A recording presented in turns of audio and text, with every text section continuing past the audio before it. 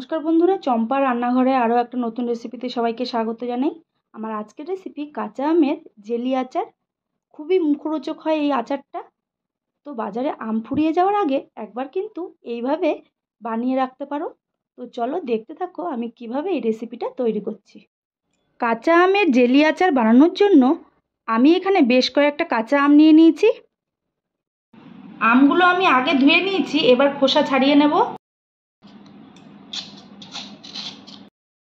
এইভাবে সবগুলো আমের খোসা আমি ছাড়িয়ে নেব।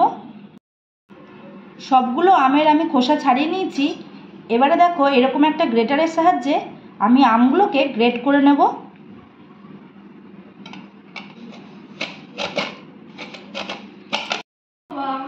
সবগুলো আম আমি গ্রেট করে নিয়েছি, দেখো। এবারে আচারটা করার জন্য আমি এখানে ভাজা মশলা করব। তার জন্য দেখো 5 ফোড়ন নিয়েছি আর নিয়েছি কয়েকটা শুকনো লঙ্কা।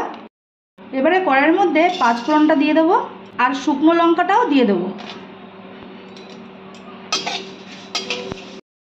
মশলাটা ভাজা হয়ে গেছে, মশলার থেকে খুব সুন্দর গন্ধ বেরোচ্ছে। এবার মশলাটাকে আমি নামিয়ে নেব।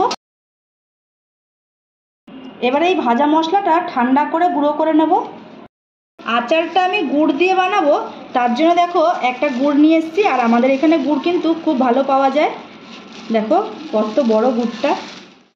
এবারে এতটা গুড় আমার লাগবে না, যতটা লাগবে ততটা পরিমাণে গুড় আমি এখান থেকে নিয়ে নিচ্ছি।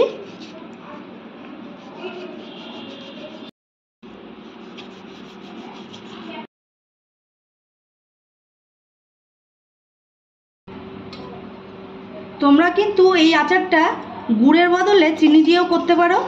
এবার দেখো একটা কড়াই বসিয়ে কড়াইয়ের মধ্যে আমি গুড়গুলো দিয়ে দিলাম। এবারে দিয়ে দেবো গ্রেট করে রাখা আম। এবারে গুড়ের সঙ্গে আমটাকে খুব ভালোভাবে নাড়িয়ে চাড়িয়ে মিশিয়ে নেব। দেখো বেশ অনেকক্ষণ মেশানোর পর গুড়ের থেকে জল আর আমের থেকে আমের যে রসটা আছে বেরিয়ে কতটা পাতলা হয়ে গেছে। গুড়ের সঙ্গে আমটা কিন্তু খুব ভালোভাবে এইভাবে জাল করে নিতে হবে। বেশ অনেকক্ষণ সময় নিয়ে এইভাবে নাড়িয়ে নাড়িয়ে জালটা করতে হবে। দেখো বন্ধুরা, গুড় দিয়ে যেহেতু আচারটা বানাচ্ছি, দেখো গুড় দিলে কিন্তু এমনি একটা কালার আসে সুন্দর, কত সুন্দর লাগছে। এবারে আমি এর মধ্যে দিয়ে দেবো একটু সামান্য নুন আর দিয়ে দেবো দেখো একটু সামান্য কাশ্মীরি লঙ্কার গুঁড়ো, এতে কালারটা খুব ভালো হবে। আর দিয়ে দেবো সামান্য একটু হলুদ। হলুদটা দিয়েও খুব ভালোভাবে নাড়িয়ে চাড়িয়ে মিশিয়ে নেব। আর এই সময় কিন্তু গ্যাসের আঁচটা মিডিয়ামে রাখতে হবে। বেশ অনেকক্ষণ নাড়িয়ে চাড়িয়ে জাল করে নেওয়ার পর দেখো কত সুন্দর আঠালো আঠালো হয়ে গেছে আর অনেকটা টেনেও গেছে।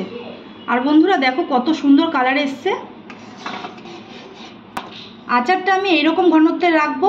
এটা যখন ঠান্ডা হয়ে যাবে তখন একদম পারফেক্ট হয়ে যাবে।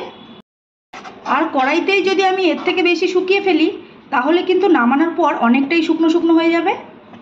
এবারে আমি এর মধ্যে দিয়ে দেবো যেই ভাজা মশলাটা আমি গুঁড়ো করে রেখেছিলাম, সেই ভাজা মশলাটা আমি এর মধ্যে দিয়ে দেবো আর খুব ভালোভাবে নাড়িয়ে চাড়িয়ে মিশিয়ে নেব। আচারটা আমার একদম রেডি। এবার এটাকে আমি নামিয়ে ঠান্ডা করে নেব। আচারটা ঠান্ডা করে নেওয়ার পর এইরকম হয়েছে দেখো। এবারে আচারটাকে আমি একটা কাচের জারের মধ্যে নিয়ে নিচ্ছি। কাচের জারে কিন্তু আচার রাখলে আচার অনেক দিন ভালো থাকে। আর মাঝে মাঝে এটাকে একটু রোদে দিতে হবে। তো বন্ধুরা, কেমন লাগলো তোমাদের কাছে আমার এই আজকের ভিডিওটা? যদি ভালো লেগে থাকে লাইক কমেন্ট শেয়ার করবে। আর তোমরাও একবার বাড়িতে এইভাবে ট্রাই করবে, আশা করছি ভালো লাগবে। আজকের মতন এটুকুই, দেখা হচ্ছে অন্য কোনো দিন অন্য কোনো রেসিপির সঙ্গে। ধন্যবাদ।